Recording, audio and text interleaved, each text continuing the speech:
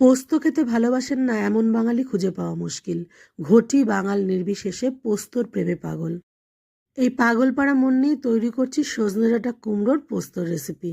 প্রথমেই gas on করে pan বসিয়েছি, তাতে সর্ষের তেল দিয়ে এক মুঠো বড়ি ভেজে তুলে নিলাম। এখন একটা অর্ধেক আলুর টুকরো করে নিয়ে একইভাবে নুন হলুদ দিয়ে ভেজে নিয়েছি। এরপর কালো জিরা ফোড়ন দিয়ে তাতে কুমড়োর টুকরো দিয়ে দিলাম।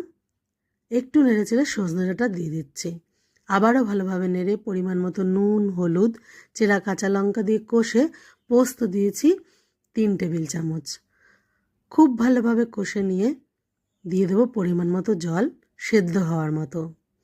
তারপর ঘন হয়ে এলে ভাজা বড়ি ওপর থেকে ছড়িয়ে দিয়ে ঢাকনা দিয়ে ঢেকে রান্না করে নেব। সব শেষে একটু কাঁচা তেল। আহা, যেন স্বর্গীয় সুখ। গরম ভাতে অসাধারণ। বসন্তের এই সময়টা যা খেতে উপকারী।